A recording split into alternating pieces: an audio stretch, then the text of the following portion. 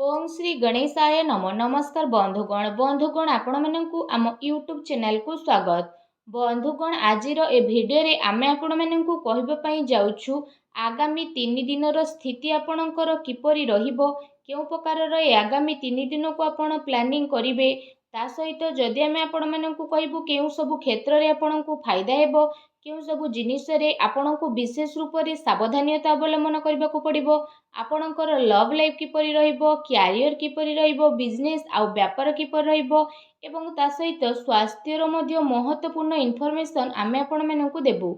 आउ ए वीडियो शेष रे आमे आपण मानकु किछि उपाय विषय मध्य कहिबु, जहा द्वारा आपण ए दिन को आहुरी अधिक शुभ और मंगलदायक सब्यस्त करि परिबे। तेणु आगो को वीडियो आरंभ करबा पूर्व आमर आपण मानकु रिक्वेस्ट कि जदि आपण आमर ए चैनल ले नुआ आछंती तो चैनल को सब्सक्राइब करंतु एवं सांगरे नोटिफिकेशन बेल को मध्य ऑन करंतु, जहा द्वारा समय समय रे सो अपलोड हेउतबा नुआ नुआ वीडियो रो नोटिफिकेशन आपण को मिलिबो। आसंतु जानिबा किपरि रहइबो ए आगामी 3 दिन आपणक पई विशेष भाबरे। जदि आमे आपण मानकु विशेष रूप रे कहबु, सबुठारु प्रथमे कहबु कि कोन आपणक पई ए 3 दिन रे पॉजिटिव रहबा पई जाउछि। जदि कहबा तो फ्रेंड्स, ए दिन रे प्रकृति आपणकु भरपूर साथ प्रदान करिबो। कौनसी लाभदायक एवं महत्वपूर्ण समाचार मिलिबा कारणरू आपण निजे निजकु आत्मबल एवं भावनात्मक रूप से बहुत अधिक सशक्त अनुभव करिवे। अटकी थिबा कार्य को पूरा करिबा पई मध्य आपण पूरा परिश्रम करिवे। ए दिन आपणक पई बहुत ही लाभदायक दिन साब्यस्त हेबाकू जाउछि। ए दिन रे कौनसी महत्वपूर्ण समाचार आपणको अवश्य मिलिबो। आर्थिक समस्या सुधुरिबो।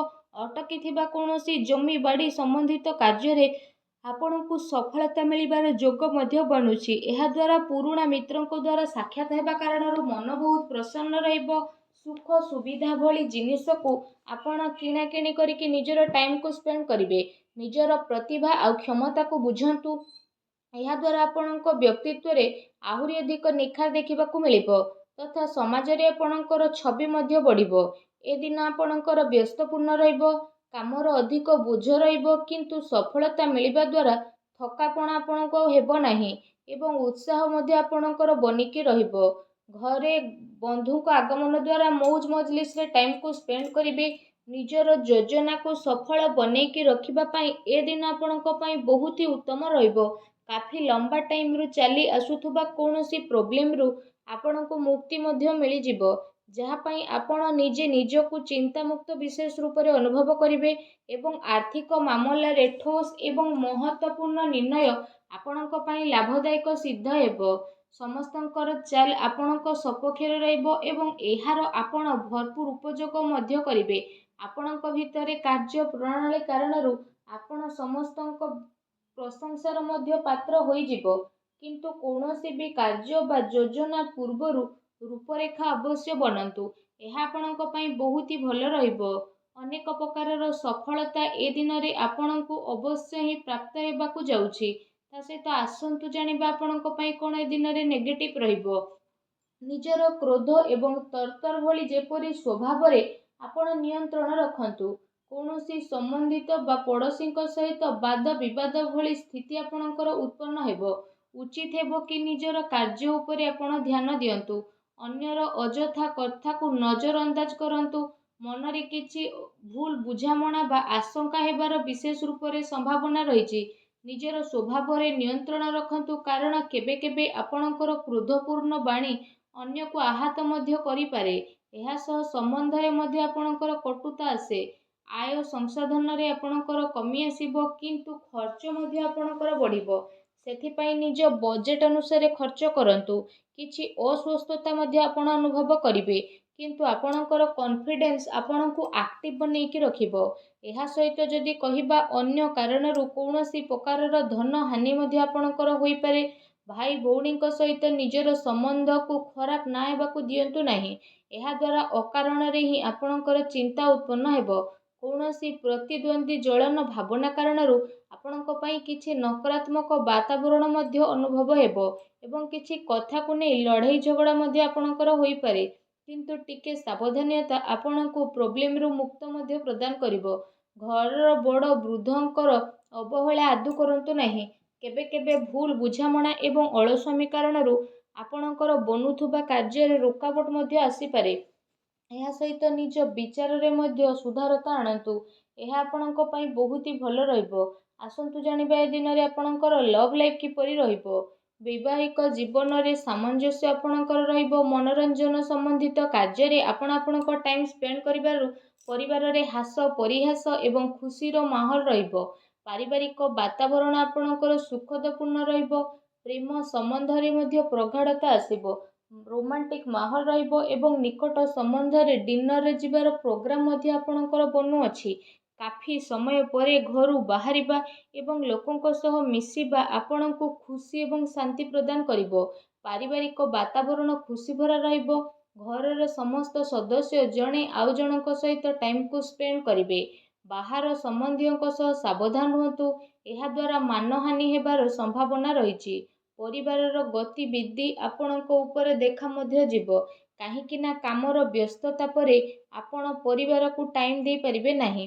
ସେଥିପାଇଁ ଆପଣ ସେମାନଙ୍କ ପାଇଁ କିଛି ଟାଇମ୍ ଅବଶ୍ୟ ବାହାର କରିକି ରଖନ୍ତୁ। ବୈବାହିକ ସମ୍ବନ୍ଧରେ କିଛି ସମୟରୁ ଚାଲି ଆସୁଥିବା ଟେନସନକୁ ଆପଣ ସୁଲଝେଇବାରେ ସଫଳ ପ୍ରଦାନ ହେବେ ଏବଂ ଘରର ବାତାବରଣ ପୁନଃ ସୁଖଦ ଏବଂ ମଧୁରପୂର୍ଣ୍ଣ ରହିବ। ଆସନ୍ତୁ ଜାଣିବା ଏ ଦିନରେ ଆପଣଙ୍କ ବ୍ୟବସାୟିକ କ୍ୟାରିୟର କିପରି ରହିବ। ଏ ଦିନରେ ବ୍ୟବସାୟରେ ପ୍ରଡକ୍ସନ ସମ୍ବନ୍ଧିତ କାର୍ଯ୍ୟରେ କମି ଆସିବା କାରଣରୁ ଚିନ୍ତା ରହିବ, କିନ୍ତୁ ଆପଣଙ୍କର ପେମେଣ୍ଟ ଆସିବା ଦ୍ୱାରା ଆର୍ଥିକ ସ୍ଥିତି ଆପଣଙ୍କର ମଜବୁତ ରହିବ। ସେଥିପାଇଁ ବେଶୀ ଟେନସନ ନେବାର ଆବଶ୍ୟକତା ନାହିଁ। ଉଚ୍ଚ ଅଧିକାରୀଙ୍କ ସହଯୋଗ ଆପଣଙ୍କୁ ଆପଣଙ୍କ କାର୍ଯ୍ୟରେ ସଫଳତା ପ୍ରଦାନ କରିବ। ତା ସହିତ କୌଣସି ବଡ଼ ଧରଣର ଅର୍ଡର ମିଳିବାର ମଧ୍ୟ ଯୋଗ ବନୁଛି। ସରକାରୀ ସେବାୟତ ବ୍ୟକ୍ତିଙ୍କ ଉପରେ କାର୍ଯ୍ୟର ଅଧିକ ବୋଝ ମଧ୍ୟ ଆପଣଙ୍କ ଉପରେ ରହିବ। କାର୍ଯ୍ୟ କ୍ଷେତ୍ରରେ କୌଣସି ନିର୍ଣ୍ଣୟ ଏକା ନିଅନ୍ତୁ ନାହିଁ। ଟିମ୍ ୱାର୍କ ବନେଇକି ଆପଣ ସବୁବେଳେ କାମ କରନ୍ତୁ। ଏହାଦ୍ୱାରା ବ୍ୟବସ୍ଥା ଉତ୍ତମ ବନିକି ରହିବ। ଆର୍ଥିକ ମାମଲାରେ କାହା ଉପରେ ଅଧିକ ଭରସା କରନ୍ତୁ ନାହିଁ, ନା କୌଣସି ପ୍ରକାରର ସମଝୋତା କରିବେ।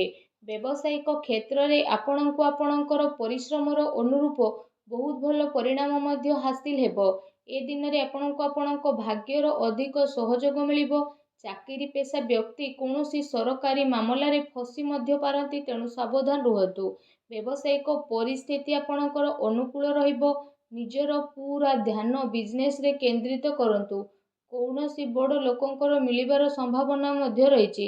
ବ୍ୟବସାୟିକ ଗତିବିଧି ସମ୍ବନ୍ଧିତ ଯୋଜନା କୌଣସି ବାହାର ବ୍ୟକ୍ତି ଆଗରେ ଆପଣ ସେୟାର କରନ୍ତୁ ନାହିଁ। କେହି ଏହାର ଅନୁଚିତ ଉପଯୋଗ ମଧ୍ୟ କରିପାରେ ଏବଂ ଅର୍ଡର ସମ୍ବନ୍ଧିତ ସବୁ କାର୍ଯ୍ୟରେ ପକ୍କା ବିଲ୍ର ଆପଣ ଉପଯୋଗ କରନ୍ତୁ। ଚାକିରି କରୁଥିବା ଜାତକଙ୍କ ପାଇଁ ଏ ଦିନ ବହୁତ ହି ଲାଭଦାୟକ ଦିନ ରହିବାକୁ ଯାଉଛି। ଏହା ସହ ଚାକିରି ସମ୍ବନ୍ଧିତ ଏ ଦିନରେ ଆପଣଙ୍କୁ ବହୁତ ହି ଭଲ ଖୁସି ଖବର ଅବଶ୍ୟ ହିଁ ପ୍ରାପ୍ତି ହେବ, ଯାହାଦ୍ୱାରା ଆପଣଙ୍କୁ କାଫି ଖୁସିର ଅନୁଭବ ହେବ। ଆସନ୍ତୁ ଜାଣିବା ଏ ଦିନରେ ଆପଣଙ୍କ ସ୍ୱାସ୍ଥ୍ୟ କିପରି ରହିବ। ଗ୍ୟାସ୍ ଏବଂ ଏସିଡିଟି ଦ୍ୱାରା ଆପଣ ପ୍ରୋବ୍ଲେମ ରହିବେ। ଖାଦ୍ୟପେୟରେ ସଂଯମତା ରଖନ୍ତୁ। ବ୍ୟବସ୍ଥିତ ଦିନଚର୍ଯ୍ୟା ରଖିବା ପାଇଁ ଆପଣଙ୍କୁ ଆବଶ୍ୟକ ରହିଛି। ସ୍ୱାସ୍ଥ୍ୟ ମୌସୁମୀ ପରିବର୍ତ୍ତନ କାରଣରୁ ଥକାପଣ ଆପଣଙ୍କୁ ଅନୁଭବ ହେବ ଏବଂ କମଜୋରି ଅନୁଭବ ହେବ।